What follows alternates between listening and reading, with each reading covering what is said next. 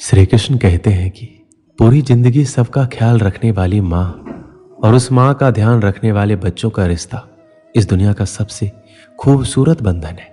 बेटे के लिए माँ सिर्फ माँ ही नहीं बल्कि एक दोस्त भी होती है जिससे वो अपने जीवन की उलझनों को साझा करता है। खुशकिस्मत होते हैं वो जिन्हें माँ नसीब होती है, क्योंकि इस दुनिया में ये एक ऐसा रिश्ता है जिसमें मिलावट नहीं होती। जिंदगी में एक माँ की जगह कोई नहीं ले सकता है। माँ अपने बच्चों से ना सिर्फ निस्वार्थ भाव से प्रेम करती है बल्कि अपने बच्चों को जिंदगी जीना भी सिखाती है।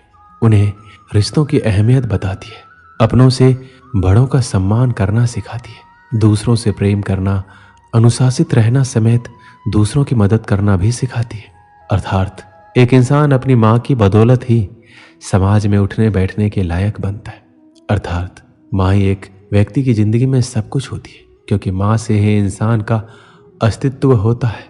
इसलिए अपने माँ को सम्मान दें और उनकी खुशियों को ध्यान रखें, क्योंकि माँ के प्यार के बिना व्यक्ति की जिंदगी अधूरी है। माँ दुनिया का सबसे प्यारा तोहफा है। माँ भगवान का रूप होती है जो न सिर्फ अपने बच्चों से निस्वार्थ प्यार करती है बल्कि उनकी खुशी के लिए किसी भी हद तक गुजर सकती है। माँ हर इंसान की शक्ति और ताकत होती है। माँ न सिर्फ 9 महीने अपने कोख में रखकर दर्द सहकर अपने बच्चों को नया जीवन देती है बल्कि पूरी जिंदगी साई की तरह अपने बच्चों का साथ देती है। माँ की बेहिसाब ममता को चंद शब्दों में नहीं पिरोया जा सकता। आज मैं आपसे 3 प्रश्न पूछूंगा। पहला प्रश्न, ऐसा कौन है जिस पर लगातार प्रहार करने के पश्चात भी वो मुस्कुराए और आपको सुख दे? आपका उत्तर होगा धरती या वृक्ष। दूसरा प्रश्न, ऐसा कौन है जो बिना आपके कुछ कहे सब जान जाता है, सब समझ जाता है और फिर निस्वार्थ भाव से आपकी सहायता करता है? आपका उत्तर होगा भाई या मित्र। और तीसरा प्रश्न, ऐसे कौन से भगवान है जो स्वयं विष का घूंट पीकर आपको जीवन का अमृत प्रदान करते हैं? आपका उत्तर होगा महादेव। यदि आपके उत्तर यह है तो आपके उत्तर गलत है। इन सारे सवालों का एक ही सही जवाब है और वो है माँ। जब आप अपनी माँ के गर्भ में होते हैं तो उस समय उन्हें कितनी लात मारी होगी आपने, किंतु फिर भी वो मुस्कुरा के आपको आशीष देती रही। आपके बिना कुछ कहे वो सब जान जाती है और इस जीवन की कठिन परिस्थितियों के विष का घूंट पीकर आपको सुख का अमृत देती है। इस जीवन में आप कुछ भी कर लीजिए, अपने माँ का ऋण कभी नहीं चुका पाएंगे। यदि कुछ कर सकते हैं तो जीवन के आनंद में, उद्धव में और धन्यवाद में अपने माँ को स्मरण रखिए। माँ का रिश्ता दुनिया का सबसे खूबसूरत रिश्ता होता है जिसमें सिर्फ प्यार ही प्यार छिपा रहता है। एक माँ का जीवन पूरी तरह अपने बच्चों के लिए समर्पित रहता है। माँ सदैव अपने बच्चों के बेहतर और स्वस्थ जीवन प्रदान करने के बारे में सोचती है, इस कोशिश में लगी रहती है उसके बच्चे की जिंदगी में किसी तरह का दुख ना आए। वह अपने बच्चों की जिंदगी को स्वर्ग बनाने के लिए हर वो प्रयास करती है जो कि संभव है। वहीं जिस तरह माँ बच्चों के उज्जवल भविष्य के लिए अपनी तमाम इच्छाओं को मारती है और त्याग करती है, उसी तरह बच्चों का भी दायित्व है कि अपनी माँ का सम्मान और उनकी खुशियों का ध्यान रखें। माँ की जुबान पर अपने बच्चों के लिए कभी बद्दुआ नहीं होती, बस एक माँ ही होती है जो अपने बच्चों से कभी खफा नहीं होती। एक कर्ज है जो हम सब पर सवार रहता है, वो हमारी माँ का प्यार है जो जीवन भर हम पर उधार रहता है। हमने तो अपनी माँ की हंसी को देखकर समझ लिया कि हमारी भी किस्मत बुलंद है। एक माँ की दुआ है इस संसार की सबसे बड़ी दौलत होती है। जो समझ गया वो रईस बन जाता है और जो नहीं समझा वो फकीर रह जाता है। माँ से छोटा शब्द इस संसार में कोई नहीं और इस शब्द से बड़ा अर्थ और किसी शब्द का नहीं। एक अच्छी माँ हर संतान के पास होती है, पर जरूरी नहीं कि एक अच्छी संतान हर माँ के पास हो। जब इस संसार में प्यार को निराकार से साकार होने का मन हुआ तब जाकर इस धरती पर माँ का सृजन हुआ। एक माँ की ममता वह सुरीली संगीत है जो हर किसी के दिल में उतर जाता है। माँ चाहे कितनी भी अनपढ़ हो पर अपने बच्चों को जीवन के सबसे महत्वपूर्ण ज्ञान माँ से ही मिलते हैं। माँ चाहे कितनी भी अनपढ़ हो पर बच्चों को अपने जीवन का सबसे महत्वपूर्ण ज्ञान माँ से ही मिलते हैं। माँ अपने बच्चों के लिए त्याग और उनके लिए अपने प्यार की तुलना किसी से भी नहीं की जा सकती। हर बच्चे की पहली गुरु उसकी माँ ही होती है और माँ जो शिक्षा देती है वह जीवन भर उस बच्चे का साथ देती है। माँ वो होती है जो परिवार में किसी की भी जगह ले सकती है, पर पूरे परिवार में कोई नहीं होता जो एक माँ की जगह ले सके। जब एक रोटी के 4 टुकड़े होते हैं तो खाने वाले 5 लोग होते हैं, तो एक माँ ही होती है जो झट से कह देती है कि मुझे भूख नहीं है। इस संसार में सब चीज बिकाऊ है, सिर्फ माँ की ममता ही एक ऐसा आशीर्वाद है जिसे कोई बेच नहीं सकता। बहुत देखे हैं हमने जमाने में प्यार मोहब्बत में जान लुटाने वाले। कभी अपनी माँ से भी जाकर पूछना कि कितनी मुश्किलों से तुझे पाला है उसने, रातों में उठ उठ के।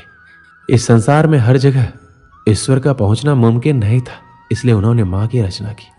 इस पूरे संसार में सिर्फ माँ ही एक ऐसी होती है जो किसी भी हाल में जान लेती है कि उसके बच्चों की आंखें सोने से लाल हुई है या रोने से। इस पूरे संसार में सिर्फ माँ बाप ही है जो अपने बच्चों से सच्चा प्यार करते और उन्हें सच्चा प्यार दे सकते।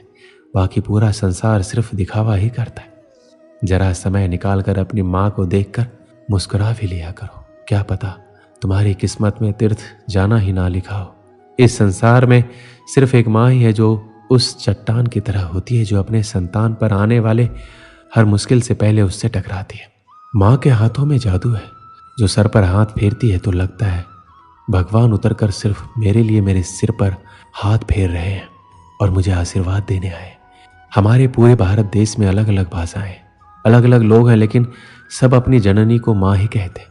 अलग अलग भाषा होने के बाद भी माँ को माँ ही पुकारा जाता है। हमारी माँ ही हमारे अस्तित्व का निर्माण करती है। हमारी माँ ही हमें एक आदर्श व्यक्ति बनाती है। वह हमारे आत्मविश्वास को कभी घटने नहीं देती है और हमें हमेशा प्रेरित ही करती है ताकि हम आगे बढ़ते रहे, कभी रुके नहीं। माँ हमारे जीवन की वो नींव है जिसकी वजह से हम मजबूत रहते हैं। माँ हमें शारीरिक और मानसिक दोनों रूप से मजबूत बनाती है। एक आदमी एक दुकान में नौकरी किया करता था। वह मेहनती था। काम के प्रति उसकी मेहनत और लगन देखकर उसका सेठ बड़ा खुश रहता था। वह आदमी भी उस दुकान की नौकरी से संतुष्ट था। एक दिन वह बिना बताए छुट्टी पर चला गया। सेठ उस दिन सोच में पड़ गया, क्योंकि ऐसा पहले कभी नहीं हुआ था। वह सोचने लगा, ऐसी क्या बात हो गई कि ये छुट्टी पर चला गया और मुझे बताया तक नहीं। कहीं उसे पैसों की तंगी तो नहीं रही होगी। यह विचार दिमाग में आते ही सेठ ने उसके पगार बढ़ाने का निर्णय ले लिया। अगले दिन वह आदमी वापस काम पर आया।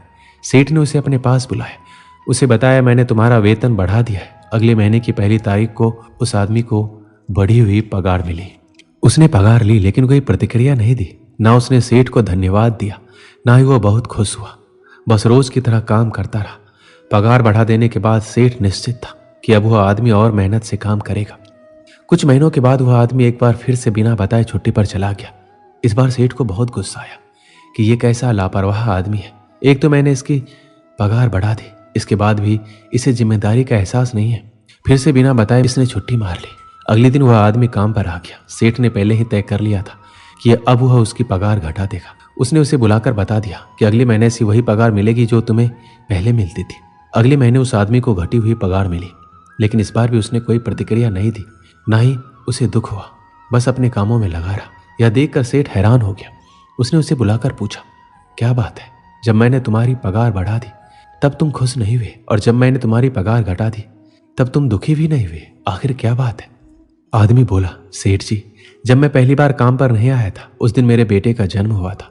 उस समय जब आपने मेरी पगार बढ़ाई तो मैंने सोचा कि जो अतिरिक्त पैसा मुझे मिला है वो उस बच्चे के हिस्से का है, इसलिए मैं ज़्यादा खुश नहीं हुआ। जब मैं दूसरी बार काम पर नहीं आया तब मेरी माँ का देहांत हो गया था। उस समय आपने पगार घटा दी तो मैंने सोचा कि मेरी माँ अपना हिस्सा लेकर चली गई, इसलिए पैसे घटने पर भी मैं दुखी और परेशान नहीं हुआ। यह बात सुनकर सेठ बहुत खुश हुआ और उसने उस आदमी को गले से लगा लिया। इस कहानी से हमें क्या सीख मिलती? जिंदगी कभी एक सी नहीं रहती। उतार चढ़ाव तो जिंदगी का हिस्सा है। जब तक जिंदगी है अच्छा वक्त भी आएगा और बुरा वक्त भी, इसलिए वक्त चाहे जैसा भी हो उसे पार कर ले। जिंदगी के दबाव में आना बंद कर हर हाल में खुश रहना सीखे। दोस्तों, इस वीडियो में बस इतना है। मिलते हैं अगले वीडियो में। अपना ख्याल रखिएगा। जय श्री कृष्ण।